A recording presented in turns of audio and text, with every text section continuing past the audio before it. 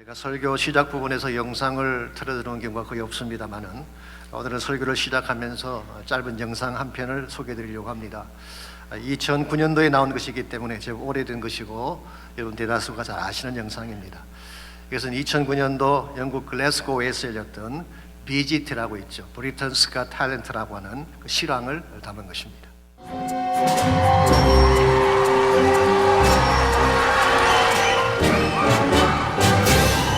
Hi, what's your name, darling? My name is Susan Boyle. Okay, Susan, and where are you from? I am from Blackburn near Bathgate, West Lothian. It's a big town. It's a sort of collection of, villages. I had to think there. And how old are you, Susan? I am 47. And that's just one side of me.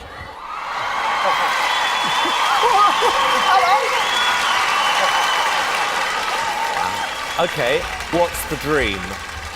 I'm trying to be a professional singer. And why hasn't it worked out so far, Susan? I've never been given the chance before, but here's hoping it'll change.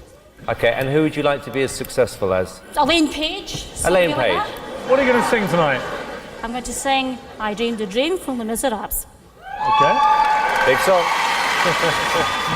Yeah? Yes.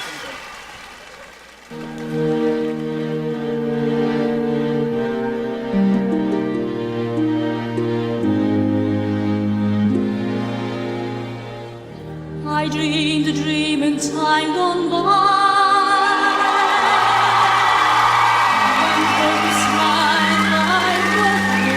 You didn't expect that, did you? Did you? No. I dreamed that love would never die. I dreamed that God would be forgiving. I was young and unafraid. When dreams are made and used and wasted.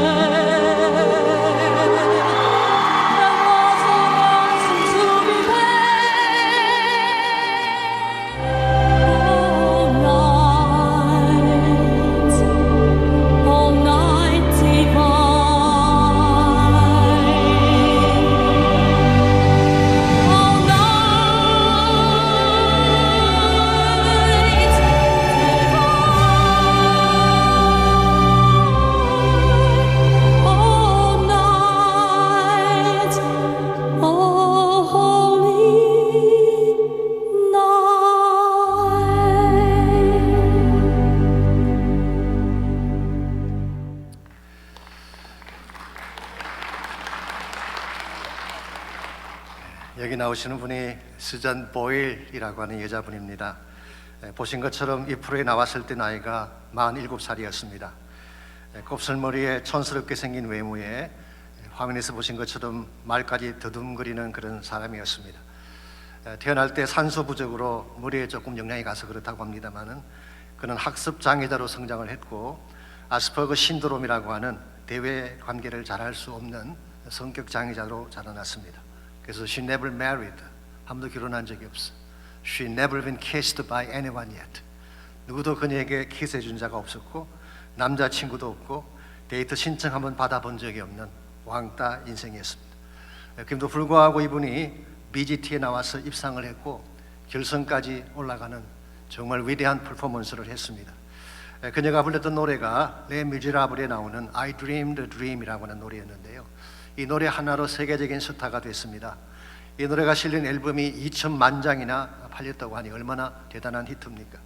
매스컴마다 그녀를 보도했고 심지어 그 당시 대통령이었던 오바마가 디너 데이트에 초청을 했지만 She said no, my schedule already booked up. 이미 내 스케줄이 꽉 차서 갈 수가 없느라고 거절을 했다고 합니다. 누구도 반겨두지 않던, 누구도 왕따처럼 생각했던 수잔 보일을 어떻게 이렇게 위대한 인생으로 만들었을까요? 그녀가 CNN의 레리 킹 라이브에 나와서 인터뷰를 할 때 이 모든 것은 어머니 때문이라고 고백을 했습니다. 그녀의 어머니는 친구들이 놀리고 모든 사람들이 못생겼다고 외면을 해도 항상 딸에게 이렇게 말씀했다고 합니다. 너는 세상에서 가장 예쁜 목소리를 가진 딸이야. 절대 기죽으며 살지 마. 언젠가 온 세상이 너를 알아볼 날이 반드시 올 것이야. 이 어머니의 격려가 모든 장애에도 불구하고 노래를 부르게 했고, 실제로 수잔은 어릴 때부터 파리시 철치에서 노래를 했습니다.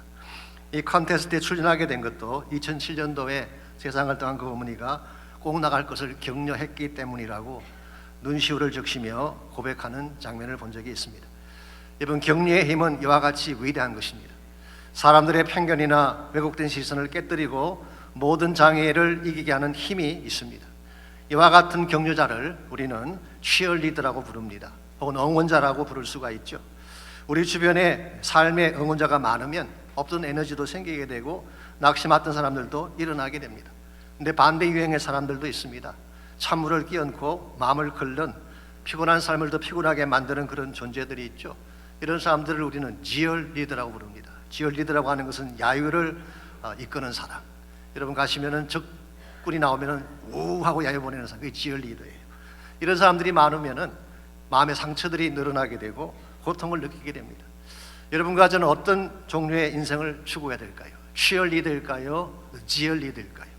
하나님께서는 우리의 삶이 어떤 존재가 되기를 원할까요? 당연히 하나님께서는 여러분과 제가 치얼리더로 살기를 원하십니다. 왜냐하면 하나님 자신이 우리 인생을 격려하시는 치얼리더이시기 때문에 그렇습니다. 그분은 절망에 빠진 사람들을 건져내고 낙심한 자들에게 힘을 주고 깨어진 인생을 치유하는, 이것이 하나님의 디바인 네이처예요. 이 본질적인 본성이기 때문에 하나님은 우리를 격려하시는 하나님이십니다. 고린도서 1장 3절과 4절에 보게 되면 사도 바울은 그가 만난 하나님을 이렇게 소개하고 있습니다. 찬송하리로다. 그는 우리 주 예수 그리스도의 하나님이시요 자비의 아버지시요 모든 위로의 하나님이시며 우리의 모든 환난 중에서 우리를 위로하사 우리로 하여금 하나님께 받는 위로로서 모든 환난 중에 있는 자들을 능히 위로하게 하시는 이로다. 바울이 만난 하나님은 모든 위로의 하나님, God of all comfort, 어떠한 환난 가운데서도 우리를 위로하시는 하나님. 요한복음 21장에 보시면은 그의 아들 예수님도 동일한 위로자인 것을 설명하고 있습니다. 베드로가 실패를 했죠. 그는 실패를 하고 낙심한 나머지 디비라 바닷가로 내려가서 다시 고기를 잡고 있었습니다. 그때 예수님께서 그곳을 찾아가셔서 숯불을 구워서 식사를 대접했죠. 그리고 내가 사랑하는 나를 세 번 물으신 후에 네 양을 먹이라고 말씀해 주셨습니다. 이것을 통해 주님께서 이렇게 말씀하신 거예요. Hey Peter, it's okay. 내가 실패했다고 낙심했지만 That's fine. I still love you, trust you, and get up. 다시 일어나서 사역하라. 이게 주님께서 베드로에게 던지신 위로였습니다. 뿐만 아니라 요한복음 14장 말씀에 하면은 성령 하나님도 위로의 하나님의 사실을 밝히고 있습니다. 성령님의 별명이 뭔지 아시죠? 보혜사입니다. 보혜사란 말은 파라클레토스, encourager, comfort라는 의미를 갖고 있습니다. 보혜사 성령님은 우리 모두를 위로하시고 응원하시는 영원한 치얼리더가 되십니다. 사람들은 가끔 왔다 떠나가기도 하지만 성령은 한 번 오시면 영원토록 떠나지 않고 매 순간마다 나를 위로하시는 위로의 하나님이 되시는 것입니다. 이와 같이 성경에 묘사된 성부, 성자, 성령 삼위 하나님은 우리를 격려하시고 위로하시는 하나님이시기 때문에 이 하나님을 만난 여러분과 저의 삶도 당연히 어떻게 돼야 될까요? 위로자가 되는 것이 마땅한 것입니다. 정말 우리가 하나님을 바로 안다면 우리는 위로자가 돼야 되고 격려자가 돼야 되고 수많은 낙심한 사람들을 일으키며 사는 자가 돼야 합니다. 어떻게 하면 이 세상 가운데서 여러분과 제가 응원자가 되어서 낙심한 사람들을 일으키고 절망 가운데 있는 사람들에게 힘을 주는 삶을 살아갈 수 있을지 주신 본문을 중심으로 해서 함께 정리해 보려고 합니다. 오늘 같이 봉독한 본문에 보시면 도망치는 블레셋을 추격하는 이스라엘 백성의 모습이 기록이 되어 있습니다. 지난주에 말씀을 드린 것처럼 원래 이스라엘은 블레셋과 게임이 안 되는 전쟁을 시작했죠. 모든 면에서 블레셋이 압도적으로 우세했습니다. 그랬는데 요나단이 가진 믿음의 용기로 블레셋 진영 전체를 뒤흔들게 되고 급기야 그들을 도망치게 만든 것입니다. 이런 의미에서 요나단은 전형적인 치얼리더라고 할 수가 있습니다. 낙심 가운데 빠진 군사들을 일어나게 하고 흩어진 군인들을 다시 모아서 블레셋을 몰아냈기 때문이죠. 그 결과 블레셋이 믹마스에서 벳아윈까지 도망쳤다고 성경은 밝히고 있습니다. 자, 여기에서 이 여세를 몰아서 계속 진격해 갔더라면 maybe 블레셋 사람들을 진멸시키고 완전한 성리를 거둘 수 있었을 텐데 이 대목에서 사울이 뜻밖의 명령 하나를 내립니다. 그게 24절 말씀입니다. 이날에 이스라엘 백성들이 피곤하였으니 이는 사울이 백성에게 맹세시켜 경계에 이르기를 진즉 곧 내가 내 원수에게 보복하는 때까지 아무 음식물이든지 먹는 사람은 저주를 받을지어다 하였습니다. 그러므로 모든 백성이 음식물을 맛보지 못했다고 했습니다. 사울이 군사들에게 저녁 때까지 아무것도 먹지 말라고 하는 금식령을 내린 것입니다. 그것도 저주를 동반한 맹세까지 하면서 먹는 것을 금지시켰습니다. 이건 대단히 잘못되고 무모한 분부가 아닐 수가 없습니다. 왜냐하면 성경 어디에도 전쟁 중에 먹지 말라는 율법이 없습니다. 그래서 하나님의 뜻과 아무 상관이 없는 것입니다. 뿐만 아니라 전쟁 중에 있는 군사들에게 음식을 먹지 말라고 하면 군사들의 사기가 떨어질 수밖에 없습니다. 그러므로 practically 이것은 아무런 도움도 되지 않는 그런 분부라고 할 수가 있습니다. 그래서 이런 말이 있죠. 전쟁에 실패한 지휘관은 용서받을 수 있지만 배식에 실패한 지휘관은 용서받을 수 없다. 논산훈련소에 훈련병들이 하는 이야기입니다만 배식에 실패한 지휘관은 군사들을 사기 있게 할 수가 없다는 것입니다. 지금 군인들이 다 피곤해서 지쳐 있는데 이 블레셋을 벳아윈까지 추격하려니 얼마나 피곤하고 힘들었겠어요.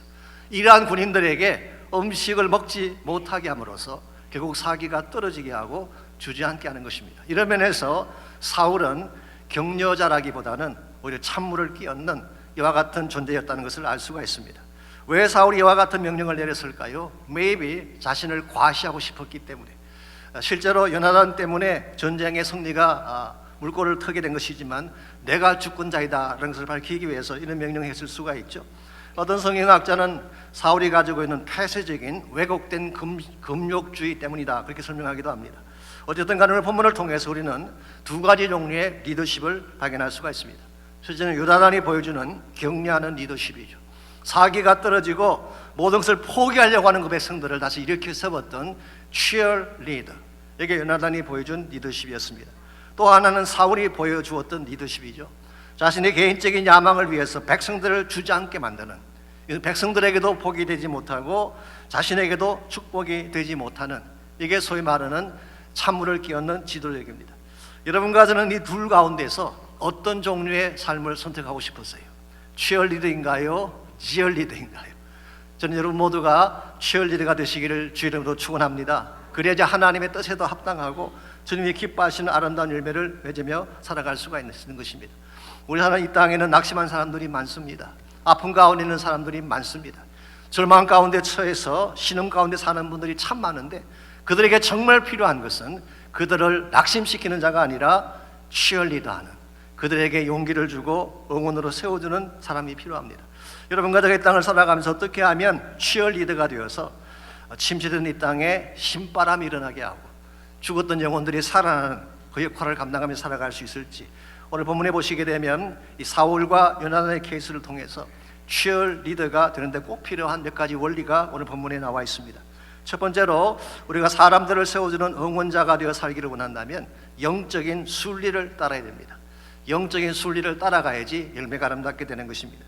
우리 인생이 그냥 흘러가는 것처럼 보이지만 그렇지 않습니다. 하나님 만드신 길을 따라서, 원리를 따라서 흘러가는 것입니다. 근데 물은 위에서 아래로 흐르는 것이 순리입니다. 태양은 동에서 떠서 서쪽으로 지는 것이 순리죠. 봄이 오면 눈이 녹고 겨울이 되면 얼음이 오는 것이 자연의 순리라고 할 수가 있습니다. 같은 원리로 사람이 먹지 아니하면 배가 고픈 것입니다. 배가 고프면 힘이 없어 쓰러지게 되는 것이죠. 그러므로 배고픈 자에게는 먹을 것을 주는 것이 순리라고 할 수가 있습니다. 만약 이것을 거스린다든가 역행을 하면 좋은 열매가 맺힐 수가 없는 것입니다. 그래서 24절 말씀 다시 보겠습니다. 이스라엘 백성들이 24절 말씀에 하면은 피곤했다고 했죠. 이 피곤했다는 말의 의미는 exhausted, 거의 기진했다 그런 뜻이에요. 어떤 영어 성경은 worn out, 모든 것이 다 사라져서 탈진한 가운데 있다 그렇게 번역하기도 했습니다. 이유는 당연하죠. 먹는 것은 없으면서 계속 에너지를 소모해야 되니까 결과적으로 기진하며 탈진할 수밖에 없는 것입니다. 그런데 25절을 보십시오. 이와 같이 탈진한 가운데에 25절, 그들이 다 수풀에 들어간 적 땅에 꿀이 있었다고 했습니다. 땅에 꿀이 있다고 하니까 조금 이상하게 생각하실지 모르지만 이 팔레스타인 지역에는 벌들이 나뭇가지나 바위 틈 사이에 집을 짓고 꿀을 저장한다고 합니다. 그래서 이것이 넘쳐나게 되면 땅으로 흘러나오는 경우가 많이 생기는 것입니다. 그래서 어떤 분은 그래서 가나안을 적과 꿀이 흐르는 땅이다 그렇게 표현했다고 말하기도 합니다만은, 어쨌건 이 꿀은 하나님께서 허락하신 자연적인 식품이죠. 왜 주셨을까요? 먹으라고 주신 것입니다. 그리고 먹는 것이 순리예요. 그런데 사울은 이것을 역행한 것입니다. 하나님께서 먹으라고 제공해 주신 이 자연적인 이 모든 것들을 거부하고 먹지 못하게 한 것은 결과적으로 백성들의 기본권을 빼앗는 것이고 자신의 권위를 위해서 백성들을 희생시킨 케이스라고 할 수가 있습니다. 물론 여러분, 금식을 해야 될 때가 있습니다. 금식 자체를 하지 말라는 건 아닙니다. 예수님께서도 광야 시험 받으실 때 40일 동안 금식하셨잖아요. 에스더도 그 아하수 에로 왕에게 들어갈 때 3일 밤낮을 금식한 후에 죽으면 죽으리라 그러고 들어갔습니다. 금식이 필요하죠. 그런데 만일 금식을 위한 금식이 되든지 금욕주에서 비롯된 금식이라면 이 하나님께서 원하시는 바가 아닙니다. 하나님은 금식이나 율법이라는 제도보다도 인간 자체를 더 소중히 여기시기 때문입니다. 누가복음 13장 10절에서 18절까지를 보시면은 예수님이 사람을 소중히 여기는 좋은 예를 하나 읽어볼 수가 있습니다. 한번 예수님께서 회당에 들어가셔서 가르치고 계시는데 18년 동안 귀신 들린 몸으로 몸을 펴지 못하는 여자 한 분이 있었습니다. 이것을 보신 예수님께서 그 여인을 고쳐주셨어요. 그런데 마침 그날이 안식일이었습니다. 이것을 본 회장당이 분노를 했습니다. 어떻게 안식일날 이런 일을 할 수 있냐는 것이죠. 그때 예수님께서 그 모인 무리들에게 다음과 같이 말씀을 하셨습니다. 너희들은 안식일날 자기 소나 나귀를 외양간에서 풀을 먹이지 않느냐? 그렇다면 18년 동안 사탄에게 매임받은 이 딸을 안식일에 그 매임에서 푸는 것이 합당하지 않느냐고 반문하셨어요. 주님의 포인트는 이것입니다. 병든 자를 고치는 것이 하나님의 순리다, 그런 것입니다. 여러분들, 인간의 제도나 율법보다도 우선하는 것이 하나님의 순리입니다. 저는 이것을 영적인 순리라고 부르고 싶은데요, 이 영적인 순리를 따라서 우리 삶이 진행이 될 때에 진짜 맺기를 원하는 아름다운 열매가 맺혀지게 되는 것입니다. 이사야 58장 6절과 7절을 보시게 되면 하나님께서 우리에게 금식에 대해서 이렇게 말씀하고 계십니다. 내가 기뻐하는 금식은 흉악의 결박을 풀어주며 멍에의 줄을 끌려주며 압제당하는 자를 자유케 하며 모든 멍에를 꺾는 것이 아니겠느냐. 또 줄인 자에게 내 양식을 나누어 주며 유리하는 빈민을 지배드리며 헐벗은 자를 보면 입히며 또 내 굴욕을 피하여 스스로 숨지 아니하는 것이 아니겠느냐 그랬어요. 여기서 하나님의 본심은 이것입니다. 금식 자체가 중요한 게 아니라 더 중요한 것이 있다. 굶주린 자를 먹이는 것이 중요한 거다. 압제하는 자들을 자유케 하는 것이 더 중요한 것이다. 양식을 나누어주고 빈민들을 섬기는 것이 더 중요한 것이다. 이게 하나님께서 말씀하시는 영적인 순리예요. 오늘 여러분과 제가 하나님 일을 바르게 감당하기를 원한다면 하나님께서 마음에 두고 계시는 마음의 흐름을 잘 읽어야 됩니다. 하나님의 심정이 어디를 향하는 것인지를 바로 알 때 올바른 치얼리더로 살 수 있는 것입니다. 굶주린 자에게는 먹이는 것이 순리이죠. 고통당하는 자에게는 위로하는 것이 하나님의 순리입니다. 버림받은 자는 사랑하는 것이 하나님의 순리이죠. 이와 같은 것들을 올바로 인식하고 바르게 행할 때에 하나님의 기뻐하는 열매가 맺혀지게 되고 하나님의 뜻을 이룰 수 있는 치얼리더의 삶을 살 수 있게 되는 것입니다. 여러분께서 이미 잘 아시는 것처럼 튀르키예와 시리아에 큰 강진이 왔습니다. 수만 명이 죽임을 당하고 제가 어저께 들어가 보니까 이재민의 숫자가요, 두 나라를 합쳐서 3천만 명이 넘는다고 합니다. 엄청나게 많은 자들이 죽고 고통을 당하고 있어요. 한국의 한 유명인은 사망한 아기의 손을 붙잡고 넋이 나간 튀르키예 아버지 기사와 사진을 보고 너무 마음이 아팠다면서 기부금을 보내기도 했습니다. 배우 여자인 김연경 혹시 아시나요? 우리 와이프가 제일 좋아하는 선수인데요. 지금 이 순간에도 극심한 공포와 슬픔에 잠긴 그들을 위해 기도해달라며 5억 원의 성금을 모아서 기부했다는 기사를 보았어요. 저는 이와 같은 것이 하나님의 순리라고 생각합니다. 아파하는 자를 보며 고통 속에 절망하는 자를 보며 함께 울고 함께 아파하는 것이 하나님의 순리입니다. 그런데 이것을 냉정하게 비켜가게 된다면 하나님의 뜻을 이룰 수가 없는 것입니다.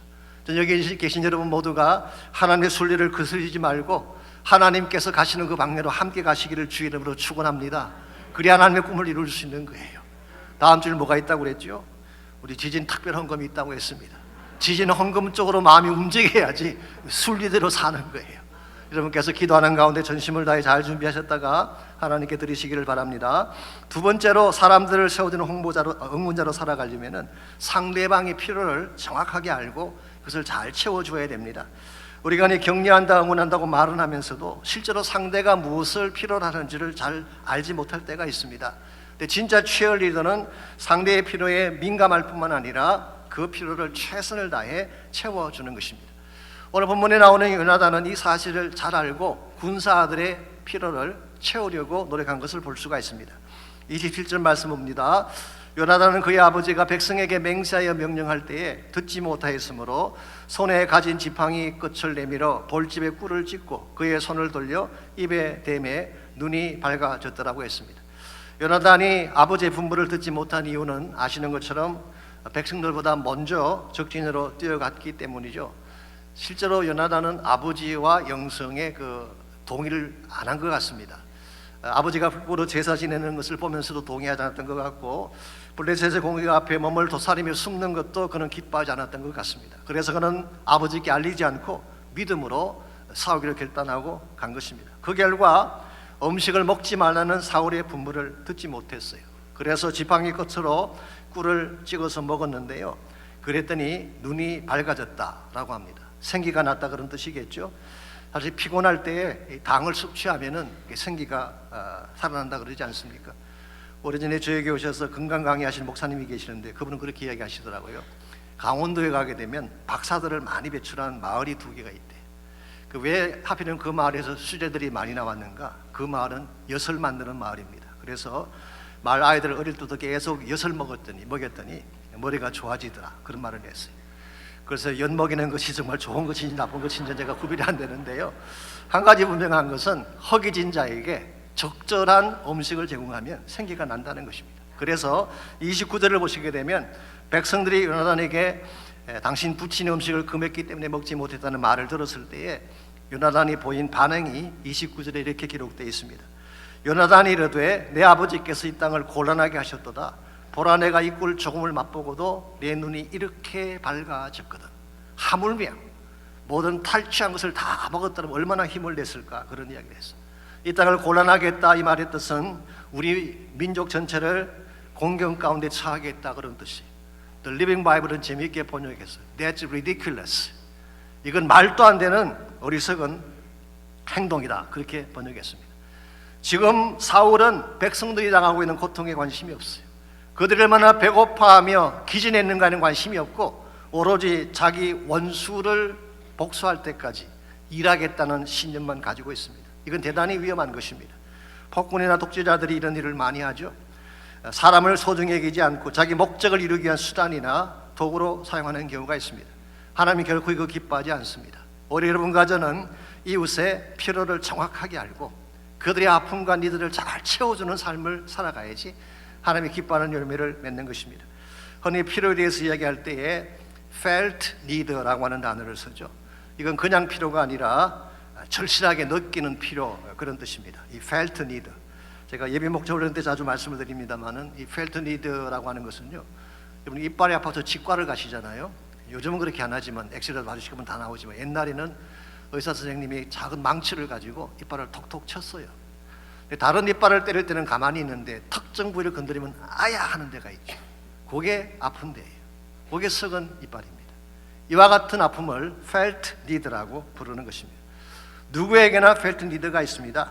자신만이 느끼는 고통, 자신만이 아파하는 아픈 부분이 모든 사람에게 있는 거죠. 이걸 정확하게 알고 여기에 맞는 체험을 제공해 주어야지 회복이 일어나는 것입니다. 가정에 필요한 것은 시큐리티입니다. 가정은 안정되고 평화로워야지 가정의 사명을 다하는 것입니다. 여러분의 자녀에게 필요한 것은 사랑이죠. 다른 걸 다 주어도 사랑받지 못하면 우리 아이들은 아파하는 것입니다. 죄인들에게 필요한 것은 뭘까요? 십자가 보혈입니다. 복음을 통해 십자가를 전가하지 아니하면 그들에게 회복은 일어날 수가 없는 것입니다. 우리 주변에 강로 만난 이웃들이 참 많습니다. 빼앗긴 이웃들이 많다는 것이죠. 강탈당한 이웃들이 많습니다. 그들에게 필요한 건 뭘까요? 적절한 도움의 손길을 주는 것입니다. 누가복음 10장에 보시게 되면 유명한 선한 사마리아인의 비유가 나옵니다. 거기 보게 되면 사마리아인이 강도 만난 자를 어떻게 도왔는지가 자세하게 나와 있어요. 이 대목을 읽다가 도전을 받고 사역을 시작하신 유명한 목사님 한 분이 계십니다. 오래전 이야기인데요, 에드가 제임스 헬럼스라는 목사님이십니다.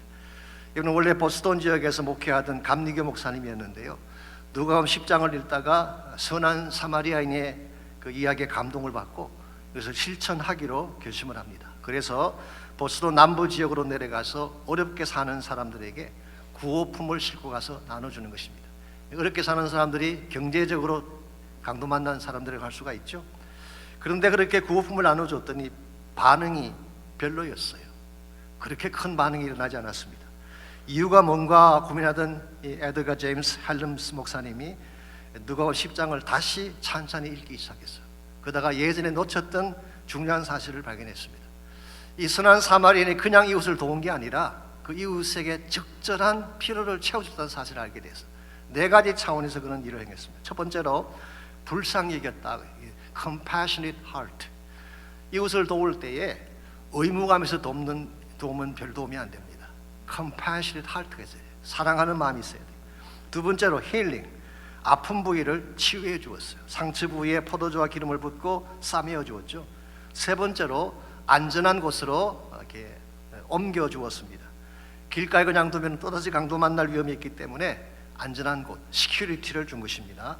그리고 마지막 네 번째로 혹시 비용이 더 들면 추후에 자신이 갚겠다고 하는 미래에 대한 보장까지, guarantee for the future, 미래에 대한 보장까지 해준 것입니다. 이것이 강도 만난 사람 입장에서 꼭 필요했던 조치였던 것이죠. 이걸 깨달은 에드가 목사님이 아하, 무조건 나의 입장에서 사역만 한다고 되는 것이 아니구나. 그들의 필요를 먼저 알고 그것에 적절한 도움을 줘야 되겠구나. 그렇게 생각을 하시고 다시 그 지역으로 내려가서 그 사람들에게 물었어요. 당신들이 절망으로 필요한 것이 무엇입니까? 물었더니 자신들이 필요로 하는 것은 한두 번 받아먹고 끝나는 구호품이 아니다. 지속적으로 일할 수 있는 잡이 필요하다. 그런 말을 듣게 됐어요. 그래서 그때부터 에드가 헬름스 목사님이 사람들이 쏟아버린 옷가지나 구두나 가구 이런 것들을 수집을 해서 그 지역 사람들에게 갖다 주면서 이것을 수리하고 세탁을 해서 다시 팔 것을 제안을 했습니다. 그리고 잘 배우지 못한 사람들, 약자들이죠. 그들에게는 기술 훈련을 시켜서 일을 할 수 있도록 도와주었어요. 그랬더니요, 여기서 나온 제품들이 새 것은 아니지만 깨끗하고 산 가격으로 나오니까 사람들이 구매하기 시작했어요. 그렇게 해서 시작된 유명한 사역이 오늘날의 굿웨일 인더스트리라는 것이 여기서 시작된 것입니다. 현재 미국 전체 4,200개가 넘는 스토어들이 있고요, 수십만 명에게 잡 트레이닝을 해주는 non-profit organization으로 잘 쓰임받고 있습니다. 사랑하는 성도 여러분, 우리가 세상의 필요를 바로 알고 그것을 바른 자세로 도와주면 이 땅이 더 밝고 아름다운 세상으로 바뀔 수가 있습니다. 하나님 여러분과 저를 통해서 이와 같은 사역을 하기를 원하시는 것입니다. 우리가 치얼리더로서 이 땅을 변화시키고 이 땅을 더 복된 지역으로 만들기 원한다면 1차적으로 하나님의 순리를 따라 행해야 돼요. 아픈 자들, 굶주린 자들을 찾아가는 것이 하나님의 순리입니다. 낮은 곳, 척박한 곳을 향해 가는 것이 하나님의 순리예요. 뿐만 아니라 그들의 필요를 잘 알고 그 필요를 바로 채워주어야지 비로소 그들이 회복이 일어나는 것입니다. 그런데 이와 같이 사람들을 경영하며 응원자로 산다는 것이 쉬운 일일까요? 실제로는 쉽지 않습니다. 왜냐하면 근본적으로 우리 안에는 선한 것이 없기 때문에, 우리 모두는 다 죄인이기 때문에 우리 안에 있는 것을 가지고 그냥 이 사역을 하려고 하면 지속할 수가 없습니다. 그러므로 정말 우리가 치얼리더가 되려면 우리 안에 또 한 가지 중요한 것이 있어야 돼요. 그게 바로 생수의 원천을 가지는 것입니다. 생수의 원천이 있어야지 지속적으로 치얼리더의 삶을 살아갈 수가 있습니다. 우리 인간은 스스로 에너지를 창조할 능력이 없습니다. 그러므로 무엇인가를 받아야지 줄 수가 있는 것입니다.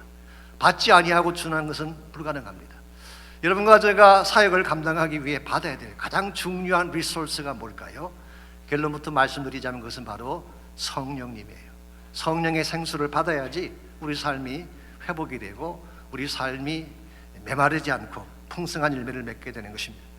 읽지 않았지만 31절부터 34절까지를 보시면 이스라엘 백성들이 그날 밤 탈취한 것을 먹는 장면이 나옵니다. 그때에 너무 배가 고픈 나머지 두 가지 율법을 그들이 어기게 됩니다. 첫 번째가 소와 송아지를 같은 날 잡아먹은 것입니다. 이것은 레위기 22장 28절 말씀에 하면은 어미와 새끼를 같은 날 잡지 말라고 되어 있어요. 율법을 어긴 것입니다. 두 번째로 그들은 이것을 피채 먹었어요. 이건 역시 율법이 금하는 것입니다. 레위기 7장 10절에서 14절에 이것이 나와 있습니다. 이와 같이 율법의 두 조항을 어기는 것을 본 사울이 그들을 크게 꾸짖었어요. 너희가 믿음이 없이 행하였도다. 피채로 먹어 여호와께 범죄하지 말라. 그렇게 꾸짖었습니다. 솔직히 군사들이 이와 같은 행동을 하게 된 근본 이유가 무엇입니까? 사울 때문이에요. 자신이 모든 일의 원인 제공자이면서 마치 자신은 의로운 자인 것처럼 믿음을 외치는 것이 좀 그렇지 않아요?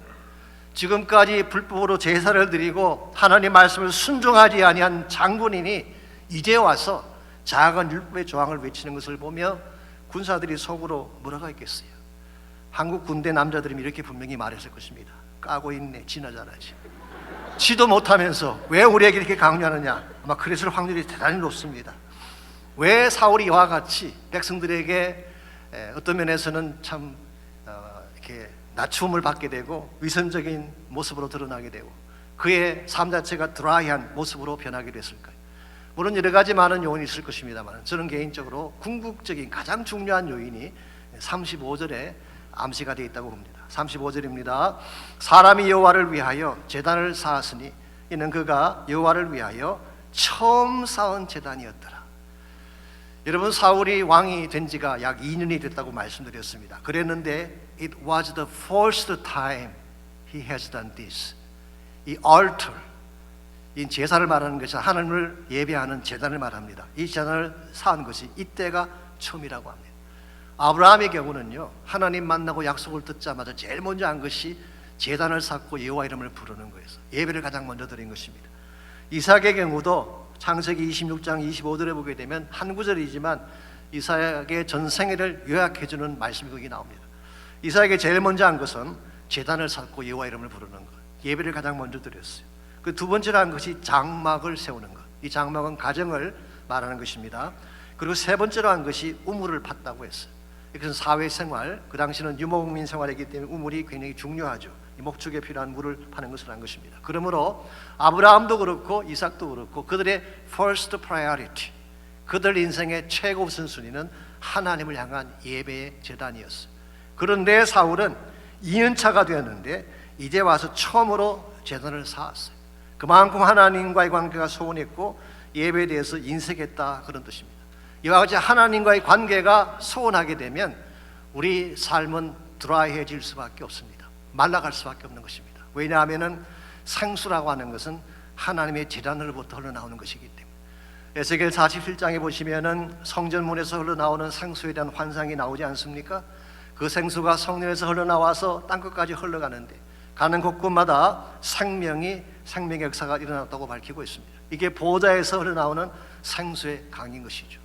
이 생수의 강을 마시지 아니하고 사역자가 되는 것 위험합니다. 생수의 강을 마시지 아니하고 응원자로 사는 것 자체는 불가능합니다. 반드시 성령의 생수를 받아야 돼요. 그래서 예수님께서 요한복음 7장 38절에서 나를 믿는 자는 성경의 이름과 같이 그 배에서 생수의 강이 흘러나오리라. 너희들이 정말 나를 믿고 나를 트러스트하고 나의 제자가 되기를 원한다면 성경의 이름과 같이, 이 성경이 에스겔 47장을 말하는 것입니다. 배에 생수의 강이 흘러가야 된다. 이 생수의 강을 그 다음 절에서 장차 너희들에게 임할 성령이라고 그렇게 말씀하셨어요. 성령의 생수가 없으면 절대로 응원자로 살아갈 수가 없어. 우리 안에는 선한 것이 없기 때문에 나의 노력과 나의 결단만으로 축복을 나눌 수가 없습니다. 나를 찌르는 자를 나의 의지만으로 용서할 수 있을까요? 나에게 고통을 안겨준 자에게 축복을 할 수가 있을까요? It's impossible. 근데 만일 성령이 내 안에 가득 차게 되면 성령의 파워가 이것을 가능하게 만드는 것입니다. 내 안에 성령께서 임하시고 내 안에 먼저 행복과 기쁨이 생겨야지 다른 사람에게도 행복을 나누고 기쁨을 나눌 수가 있는 것입니다. 오래전에 제가 아는 목사님 한 분이 설교 중 이런 말씀하는 걸 듣고 개인적으로 도전을 받은 적이 있습니다. 그분이 행복에 관한 설교를 오랫동안 못 하셨대요. 이유가 뭐냐? 내가 행복하지 않는데 어떻게 행복을 설교할 수 있겠느냐며 고통스러워하시는 그런 모습을 본 적이 있습니다. 참 솔직하고도 정직한 고백이 아닐 수가 없죠. 내 안에 기쁨이 없는데 어떻게 세상 사람에게 기쁨을 주겠어요? 내가 행복하지 않는데 어떻게 자녀들에게 우리 가정 속에 기쁨을 나눌 수가 있겠어요?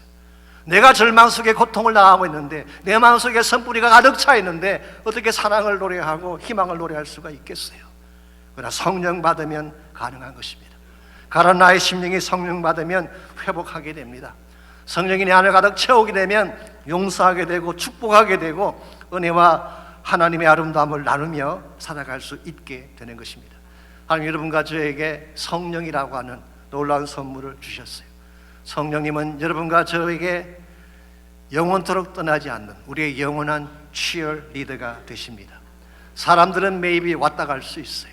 좋아도 나빠질 수 있어요. 친구가 원수가 되기도 하고, 우리가 실패하면 세상 사람들은 우리를 냉대하고 비웃기도 하지만 보혜사 성령님은 절대로 그렇지 않습니다. 끝까지 내 편이 되셔서 나를 인커리지 하시고 응원해 주시고 마침내 하나님 사람답게 일어설 수 있도록 도와주시는 분이 성령 하나님이십니다. 이 성령을 받고 성령의 능력을 받게 되면 우리는 어떤 불행이나 아픔이 찾아와도 이겨낼 수가 있습니다. 조건에 상관없이 감사하게 되고 조건에 상관없이 행복을 노래하게 됩니다. 내 행복의 원천이신 그분이 내 안에 살아계시기 때문에 성령의 생수를 받게 되면 비로소 우리는 이런 노래를 부를 수가 있습니다.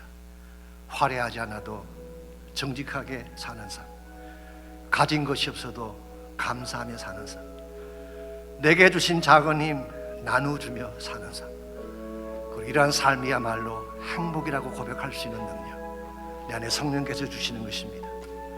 눈물 날 일 많지만 기도할 수 있는 이유, 억울한 일 많지만 주를 위해 살 수 있는 이유, 비록 짧은 나의 삶이지만 주님 뜻대로 살 수 있는 이유, 성령께서 내 안에 함께 하실 때 비로소 가능한 고백이에요. 이것이 나의 행복이요, 세상에 알 수 없는 선물이요, 이것이 내가 하나님의 자녀로 살아가는 축복임을 고백할 수 있게 됩니다. 여러분 마음속에 이 성령께서 임재하시기를 바라고, 성령의 충만한 임재 가운데 여러분이 어디를 가든지 무슨 일을 행하든지 나는 그리스도 안에서 행복자라고 고백하며 살 수 있습니다.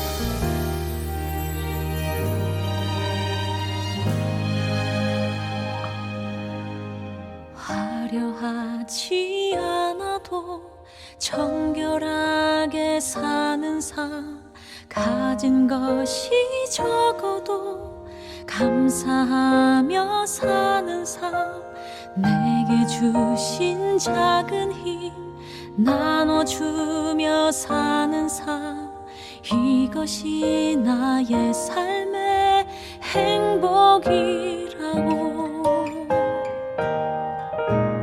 눈물 날 일 많지만 기도할 수 있는 것, 억울한 일 많으나 주를 위해 참는 것, 비록 짧은 작은 삶 주 뜻대로 사는 것, 이것이 나의 삶의 행복이라고. 이것이 행복이라고. 세상은 알 수 없는 하나님 선물, 이것이 행복이라고.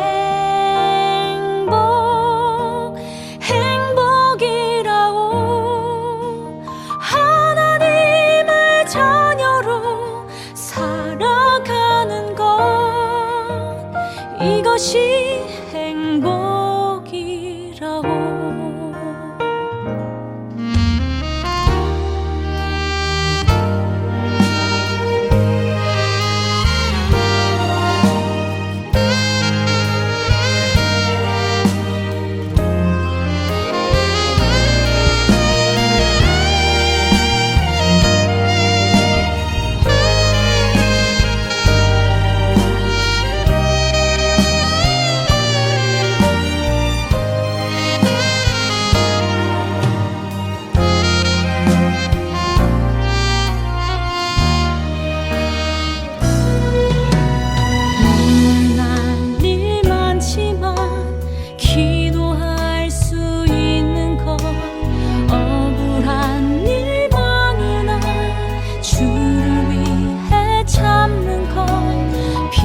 짧은 자